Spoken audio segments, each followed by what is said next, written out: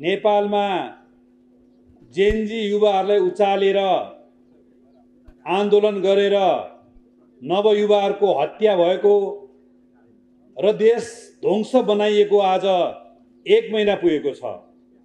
हामी पर्वहरुमा सुखका आँसुका भेटघाट भन्दा पनि दुःख र मन गरुङ्गो बनाएर भेटघाट गरिरहेका छौं। भक्तपुरको पार्टीको जिल्ला कमिटीले यो भेटघाटलाई अलि राजनीतिक बहसको रूपमा आयोजना गरेको छ। म अध्यक्ष बच्चन देउजा मार्फत म इन्चार्जको हैसियतले यहाँहरु सबैलाई हार्दिक स्वागत र न्यानो अभिवादन टक्राउन चाहन्छु। आज पार्टीका श्रद्धेय अध्यक्ष प्रमुख अतिथिको रूपमा तपाईहरुको सामु आफ्ना विचार राख्दै हुनुहुन्छ। यो भन्दा अगाडि राष्ट्रिय युवा संघ नेपालको कार्यक्रममा 11 गते उहाँले आफ्ना विचार राख्नु भएको थियो। अहिले पनि उहाँ कार्यक्रममा आउनको निमित्त तयार भएर बस्नु भएको छ। विशेष अतिथिको रूपमा श्रद्धेय महासचिव कमरेड शंकर पोखरेल, लामो आयु छ कमरेडको, किनभने नाम लिएको ठ्याक्कै आइपुग्नु भएको छ। उहाँ यहाँ आइसक्नु भएको छ। उहाँले समसामयिक राष्ट्रिय राजनीतिका बारेमा तपाईहरुको सामु सम्बोधन गर्नुहुनेछ। म श्रद्धेय महासचिवगणलाई आसन ग्रहण गर्नको निमित्त पनि हार्दिक अनुरोध गर्न चाहन्छु। पार्टीका जनसंगठनका मोर्चाका संयोजक comrade Bhanubhakta Dhakal, Bagmati in charge comrade Rajan Bhattarai, चर्चित नेता कमरेड लालबाबु पण्डित लगायतका सम्पूर्ण नेताहरू यहाँ मञ्चमा आइसक्नु भएको छ। मैले तपाईहरुलाई छोटा आफ्ना भनाइहरू राख्न गइरहेको छु। पहिलो कुरो त म भक्तपुर जिल्लावासी र यो गुण्डुवासी यहीको बाटोमा हुर्केका कारणले तपाईहरुको सामु एउटा खुशी र गौरव बाँड्न चाहन्छु। त्यो के हो भने नेकपा एमालेका सदस्य अध्यक्ष पूर्व प्रधानमन्त्री केपी शर्मा ओलीज्यू जब उहाँको घर जलाइयो, राष्ट्रिय सम्पत्तिको रूपमा उहाँले सुम्पिसकेको घर, शेषपछिको बकसपत्रको रूपमा सुम्पिसकेको घर जलाइयो। कतिपय नेताहरूका घरमा पैसा जल्यो भनेर चर्चा गरिरहँदा केपी ओलीको घरको संग्रहालय जलाइयो, किताब जलाइयो, सोभिनियरहरू जलाइयो र राष्ट्रिय अन्तर्राष्ट्रिय प्रतीकहरू जलाइयो। यो पीडाको बीचमा जब जेनजी आन्दोलन खराएको निमित्त जाल थापेको थियो, चितुवा पर्यो, बिचरा जेनजीका उरनठेउला केटाकेटीहरूलाई विदेशीको निर्देशनमा हामी चल्यौं भने थाहै भएन। अब चितुवालाई समातेर बसो, कति समातेर बस्ने, छोडो आफैले टोक्ला भन्ने स्थिति भएको छ। हाम्रो अध्यक्षज्यूको घर जब जलाइयो, केही समय नेपाली सेनाले उहाँलाई सुरक्षा गर्ने भन्ने बहानामा राख्यो। त्यस पछाडि उहाँ कहाँ बस्ने भन्दा गुण्डुवासीले उहाँलाई स्वागत गर्नुभयो। यो गुण्डु कतिपय साथीहरूले यसको अपभ्रंश गरेका छन्।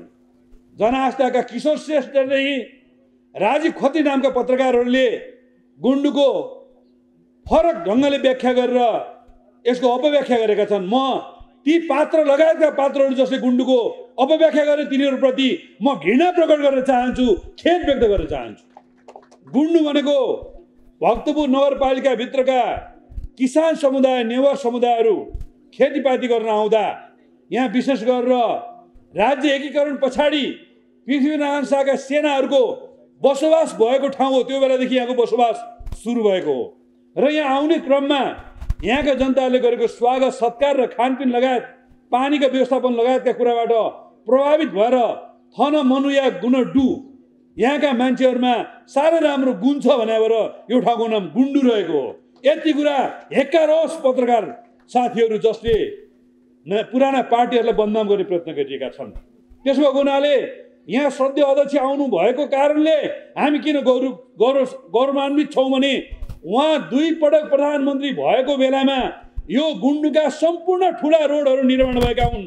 गुण्डुको मात्र होइन, गुण्डुभन्दा दधिकोटमा भएको छ, दधिकोट जतिकै सिपाडोलमा भएको छ, नङखेल, कटुन्जे लगायतका भक्तपुरको सम्पूर्ण भूभागमा आज विकासको आँधी बेरी सिर्जना भएको छ।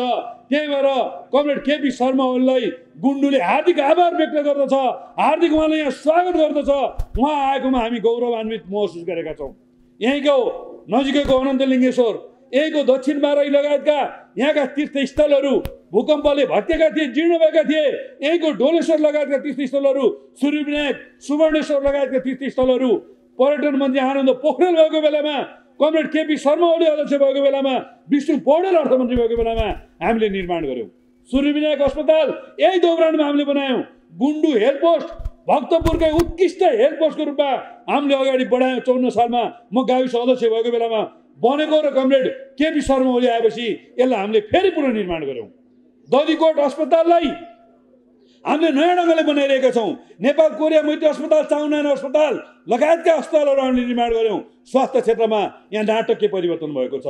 भैरवी स्कुलमा 11 जना विद्यार्थी र 7 जना टिचर भएको विद्यालय आज हामीले आधुनिक बिल्डिङ बनाएका छौँ, शौचालय बनाएका छौँ, त्यहाँ पानीको व्यवस्था गरेका छौँ। ज्योति मावि अहिले भक्तपुरकै नमुना योग्य मावि भएको छ। यही दधिकोटको अरण्यको मावि विद्यार्थी भर्ना पाउनको निमित्त पावर लाउनु पर्ने स्थिति भएको छ। त्यही सिबाडोलको शान्ति निकेतन मावि, त्यही सिबाडोलको गणेश मावि लगायतका माविहरू राष्ट्रपति शैक्षिक सुधार कार्यक्रम अन्तर्गत केपी ओली प्रधानमन्त्री भएको बेलामा हामीले बनाएका छौँ। यहाँ हामीले ओपन पार्कहरू बनाएका छौँ, विकासका आँधीबेहरी सिर्जना गरेका छौँ। त्यही भएर केपी ओली गुन्डुमा आएको कारणले 6-7 वर्षमा आधुनिक भएको गुन्डु अहिले ठुलो चलपल भएको छ। मैले केही वर्ष अगाडि चुनावमा भाषण गर्दा भनेको थिएँ, हिजो हेपिएको गुन्डुलाई म पहिलो चरणमा सूर्यविनायक सल्लाहकारी अथवा थिमी अथवा जगातेसम्म पुर्याउँछु, दोस्रो चरणमा यसलाई कोटेश्वर र बानेश्वरको महत्त्वमा पुर्याउँछु भनेको थिएँ। मेरो कारणले होइन, आज केपी शर्मा ओली यहाँ आएको कारणले गुन्डु कोटेश्वर र बानेश्वर सर भएको छ। यहाँका भाडाहरू आज लाखौँ जान थालेका छन्। यहाँका जग्गाहरू आज आनाको 40 लाख 50 लाख जान थालेको छ। त्यही भएर केपी ओली आएको कारणले यहाँ गौरव बढेको छ। केही उरनठेउला केटाहरूले अघिल्लो 11 गते डिस्कर्डबाट एउटा आह्वान गरे। त्यो डिस्कर्ड भनेको त्यही बदनाम सोसल नेटवर्कको जस्तै 1 महिना अगाडि आज 29 दिन भयो अमेरिकाको कन्जर्भेटिभ सांसदका प्रवक्तालाई गोली हानेर मार्नको निमित्त चलाएको एउटा नेटवर्क थियो, सोसल नेटवर्क। त्यो डिस्कर्ड यहाँ बालेन शाहले चलाइरहेका छन्, सुदन गुरुङहरूले चलाइरहेका छन्, भिक्टर पौडेलहरूले चलाइरहेका छन्। यहाँ कुमार बेन लगायतका अथवा केपी खनाल एउटा चिया पसल चलाउने केटाहरू यिनीहरूले चलाइरहेका छन् र यिनीहरू त्यसबाट आह्वान गर्छन् केपी ओलीको घरमा ड्रोन खसाल्दे, महेश बस्नेतलाई साफ सुथरा खटाउँछु, स्नाइपर हामीसँग छ। यस्ता 1 तिहाई भन्दा बढी सोसियल मिडियाका पेजहरू, फेसबुकका यिनीहरूले चलाएका विभिन्न खालका फेसबुक ग्रुपहरू अथवा सोसियल मिडिया नेटवर्कहरू अपराधिक काममा लगाइरहेका छन्। आज जो चोर उसको ठुलो स्वर भनेको जस्तो यिनै अपराधीहरू आज केपी ओलीलाई गिरफ्तार गर, रमेश लेखकलाई गिरफ्तार गर, महेश बस्नेतलाई गिरफ्तार गरेर अभियान चलाइरहेका छन्। यसपालिको दसैँमा त मलाई फुलपातीको 2 दिन अगाडिदेखि गिरफ्तार गर्ने प्रयत्न गरे गृहमन्त्रीज्यूलाई। म गृहमन्त्रीज्यूलाई यही मञ्चबाट चुनौती दिन चाहन्छु। एमाले केपी ओली, महेश बस्नेत लगायत यहाँ मञ्चमा बसेका व्यक्तिहरू छाती फर्काएर हिँड्दैनन्, छाती तेर्साएर चुनौतीका साथ म बोल्छु। हिजो पञ्चायतसँग लडेर आएको शक्ति हो, हिजो राणा साहेबसँग लडेको केपी ओलीको पङ्क्ति हो, हिजो पञ्चायतसँग लडेको शङ्कर पोखरेलहरूको पङ्क्ति हो, हिजो शाही शासन र माओवादीको युद्धलाई कान्छी औलाको भरमा युथ फोर्स बनाएर लडेर आएको महेश बस्नेतको पङ्क्ति हो। अहिले हावाभरका हाउ टोली हो, जेन्जी टोलीका नामका नौटङ्कीहरूले च्यालेन्ज गरेर गृहमन्त्रीज्यू आमा लाग्नुहुन्छ भने सावधान। तपाईले उठाउनु भएको एजेन्डामा सहमति छ। जेनजीहरूले भ्रष्टाचार नियन्त्रण गर्ने भने भ्रष्टाचारीहरूलाई कारबाही गर्नुहोस्, छानबिन गर्नुहोस्। यही मेरै छिमेकी गौरीबहादुर कार्की नाताले मेरो जेठान हुनुहुन्छ, उहाँ छानबिन समितिको अध्यक्ष हुनुहुन्छ। हामी त्यो छानबिन समितिलाई सहयोग गर्न तयार छौँ। हाम्रा बारेमा जेनजी भाइ बहिनीलाई केही प्रश्न उठेको छ भने छानबिन गर्नुहोस्। तर छानबिन गरिरहँदा नेपालको नम्बर 1 भ्रष्टाचारी भनेर चिनिएको कुलमान घिसिङबाट कहाँ छानबिन सुरु गर्नुहोस्। यही बस्छन् बालकोटमा रामेश्वर खनाल, पूर्व अर्थ सचिव। म सेक्युरिटी लिन्न, म पिए लिन्न, म गाडी लिन्न। मन्त्री भएर नलिनु भनेको मन्त्री क्वार्टर जत्तिकै तपाईँसँग गाडी के अरे घर रहेछ, मन्त्रीहरूले चढ्ने 2-3 गाडी रहेछ, सेक्युरिटी रहेछ। यो पैसा कहाँबाट आयो? तपाईँ अर्थ सचिव हुँदा तपाईँको कमाइको कुरा के हो, तपाईँको सोच के हो? त्यहाँबाट छानबिन सुरु गर्नुहोस्। हामी छानबिनको दायरामा आउन तयार छौँ। 19 जना व्यक्तिको 23 गते हत्या भयो। कुनै नेपालको कानुनले प्रधानमन्त्रीले आदेश दिन्छ? दिँदैन। आदेश कसले दिएको? हाम्रो अध्यक्षले आदेश दिएको छ भने प्रमाण ल्याउनुहोस्, हामी छलफल गर्न तयार छौँ।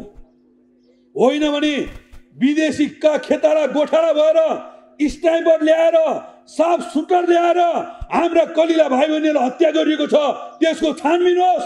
त्यो हत्याको मुख्य पात्र विदेशी दलाल बालेन शाह हो, त्यसको मुख्य पात्र सुदन गुरुङ हो। छानबिन त्यहाँबाट सुरु हुनुपर्छ। अनेरा सोबिउले जाहेरी हालिसकेको छ। मैले हिजो पत्रकार सम्मेलनमा भने तिम्रो बाउको हिम्मत छ भने केपी ओलीलाई छोएर देखाऊ, देशभरि आगो बल्ने छ, आगो बल्ने छ। यो कुरा म तपाईँलाई राख्न चाहन्छु। र 25 गते राष्ट्रिय युवा सङ्घ नेपालले 1 बजे काठमाडौँको 3 कुनेबाट मोटरसाइकल र्याली गरेर देखाउँदैछ युवाहरूको तागत के हो, नेकपा एमालेको तागत के हो। तपाईँहरू सबैलाई म 25 गते जानको लागि पनि आग्रह गर्न चाहन्छु।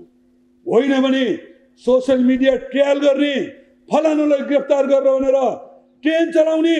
अनि आज पनि मैले सुने केही जेन्जी नामका अपराधीहरू गुन्डुमा आउने रे। किन आउने गुन्डुमा? गुन्डुमा हाम्रो विकास हेर्न आउने हो भने लिएर आऊ, तिम्रो गुरु बालेनलाई लिएर आऊ, बालेनलाई सिकाऊ। महानगरमा वर्षको 45 अर्बको बजेट कुन कुनामा लगेर कोचेका छौ? गुन्डु आएर हेर, महेश बस्नेत सांसद हुँदा 5 वर्षमा जम्मा 25 अर्बले गरेको विकास हो। सिक्न आऊ। तिम्रो गुरु भनेर तिम्रो तालिम दिनको निमित्त महेश बस्नेत तयार छ। तिम्रो गुरु लिएर विकास गर्न आऊ। गुन्डुमा ड्रोन लिएर आउँछु, गुन्डुमा बन्दुक लिएर आउँछु, गुन्डुमा के गर्छु आज पनि आउँछु भनेर सोसियल मिडियामा खुबै खोकेका थियौ। डिस्कर्डबाट अपराधिक योजना बनाएका थियौ। गुन्डु गलत उद्देश्यले आयो भने हात्ती गौडा भन्ने एउटा नाका छ, यता महादेव खोला भन्ने किबाचोक र महरगाउँमा एउटा नाका छ, त्यहीबाट अचार भनेर फर्किनेछौ, किमा भनेर फर्किनेछौ। गलत उद्देश्यले गुन्डुतिर आँखा नतेर्छौ, आँखा फुट्ने छ, हात नतेर्छौ, हात भाँचिनेछ। यो भन्न म किन बाध्य छु भने 500 भन्दा बढी प्रहरीका चौकी जलाएको छ, 1200 भन्दा बढी प्रहरीको हतियार लुटेको छ, लाख भन्दा बढी गोली लुटिएको छ। अनि रवि लामेछानेलाई प्रधानमन्त्री बनाउँछु भनेर स्वतन्त्र पार्टी नामका घन्टीहरूले रवि लामेछानेलाई जेलबाट निकाल्दा 14,000 कैदीहरू भएका छन्। ज्यानमाराहरू, बलात्कारीहरू, हत्याराहरू यहाँ वरिपरि घुमिरहेका छन्। त्यही भएर हाम्रो सुरक्षा हामीले गर्नुपर्ने स्थिति आएको छ। सरकारी संरचना जलेका छन्, हाम्रा घरहरू जलेका छन्। घर जलेको छ। बाउ आमालाई जिउँदै मार्छु भनेर 3 तला माथिबाट घिसार्दै मेरा बुढा बा आमालाई घिसारेको छ। मेरो श्रीमती मकै भर्खर भाँचेको हुनाले मकै सुकाइरहेको बेलामा नचिनेर मेरो श्रीमतीले आगो लाएन, न झलाको श्रीमती जस्तो आगो लाउँछु भनेर भनिएको छ। छोराछोरीलाई नेपो बेबी भनेर बदनाम गरिएको छ। दसैँको मुखमा मेरा परिवारलाई गिरफ्तार गर्छु भनेर छोरालाई पुलिसले समाउन आयो भनेर रुवाबासी र आतंक सिर्जना गरिएको छ। एक हिसाब हुन्छ तिमीहरूको, पाइ हिसाब हुन्छ तिमीहरूको। म गृहमन्त्री र प्रहरी प्रशासनलाई अनुरोध गर्न चाहन्छु, अपराधीहरूलाई कारबाही गर्नुहोस्। देशव्यापी रूपमा युवा सङ्घ नेपालले अब डिजिटल जेनेरेसन फोर्स निर्माण गर्नेछ। देशव्यापी रूपमा आगजनी गर्ने, हत्या गर्ने, अपराध गर्नेहरूलाई हामी जाहेरी दिनेछौँ। गृहमन्त्री आदेश दिनुहोस्। होइन भने तपाईँ बालेनको नोक्कर हो भन्ने कुरा प्रमाणित हुन्छ र बालेनको नोक्करलाई हामी टेर्नेवाला छैनौँ। र हामीले हाम्रो निमित्त आफैले क्षतिपूर्ति बेहोर्नुपर्ने, आफैले न्याय माग्नुपर्ने, आफैले बदला लिनुपर्ने स्थिति आयो भने मुलुक द्वन्द्वमा जानेछ। यो कुरा गृहमन्त्रीले कान खोलेर सुन्नुहोस्। यति कुरा पनि आज हामीले गर्नुपर्ने छ, गर्नुपर्ने थियो। त्यही भएर यो कार्यक्रमको आयोजना गरेको हो। म धेरै लामो बोल्दिनँ। आज यहाँ धेरै नेताहरू हुनुहुन्छ। म छोटकरीमा तपाईँलाई के भन्न चाहन्छु भने आज छठ, दीपावली लगायतका पर्वहरूको शुभकामना म तपाईँलाई दिन चाहन्छु। कमरेड केपी ओली शानदार ढङ्गले आज 20औं दिनदेखि गुन्डुमा हुनुहुन्छ। दिनको 300 भन्दा बढी मान्छे भेटिरहनु भएको छ। दसैँ तिहारमा शुभकामना आदान प्रदान गरिरहनु भएको छ। नयाँ युवाहरूलाई टिका लगाउने लगायतका आशीर्वादहरू दिइरहनु भएको छ। अब हामी केपी ओलीलाई अनुरोध गर्न चाहन्छौँ, कमरेड आदरणीय केपी शर्मा ओलीज्यू, तपाईँ अस्थायी वासस्थानको निमित्त गुन्डु आउनुभएको हो। हामी सबै गुन्डुवासी हिजो बसेर छलफल गऱ्यौँ। अब अस्थायी होइन, तपाईँ स्थायी वासस्थानको लागि आउनुहोस्, हामी तपाईँलाई जमिनको व्यवस्था गर्छौँ, एउटा घडेरी हामी तपाईँलाई उपलब्ध गराउँछौँ। हामी गुन्डुवासीहरू पापी छैनौँ। हामी बुढा बाआमालाई जसरी सम्मान गर्ने कल्चर छ हामी कहाँ, त्यसै गरी हाम्रा पार्टीका सदस्य अध्यक्ष राष्ट्रपिता तपाईँले हिजो प्रधानमन्त्री हुँदा संविधान नेपाल बनाउनु भयो, राष्ट्रियताको कुरा गर्नुभयो, चुच्चे नक्सा बनाउनु भयो, चाइना गएर सी जिनपिङ र पुतिनसँग बसेर नेपालको गौरव बढाउनु भयो, संयुक्त राष्ट्रसँग बसेर ठुलो स्वरले नेपाल के हो भन्ने कुरा देखाउनु भयो। अमेरिका, जापान, चाइना, इन्डिया भन्दा जनसङ्ख्या थोरै होला, भूगोल थोरै होला, तर सार्वभौम सत्ताका हिसाबले नेपाली जनता कम छैनन् भनेर संसारभरि हाम्रो गौरव बढाउनु भयो। तपाईँले सधैँको लागि नाकाबन्दी अन्त्य गर्नुभयो। कलकत्ता बन्दरगाहसँगको हाम्रो लिङ्कलाई तपाईँले चाइना गएर तपाईँले प्रशान्त महासागरसँग लिङ्क बढाउनु भयो, संविधान लेख्नुभयो, सारा कुरा गर्नुभयो। त्यही भएर तपाईँलाई हाम्रो सम्मान छ सबै गुन्डुवासीको तर्फबाट। स्थायी रूपमा तपाईँ अब यही बस्नुहोस्, हामी जग्गाको व्यवस्थापन गर्छौँ, यो कुरा सुनाइदिनुहोस् भनेर मलाई त्यहाँ स्थानीय बाआमाहरूले भनेको भएर यति कुरा सुनाएँ र यो प्रस्ताव पनि राखेँ र सबै साथीहरूलाई हार्दिक स्वागत व्यक्त गर्दै, हार्दिक शुभकामना व्यक्त गर्दै मेरो भनाइहरू पनि यही टुङ्ग्याएँ। हस्त, धन्यवाद। लाल सलाम, अभिवादन।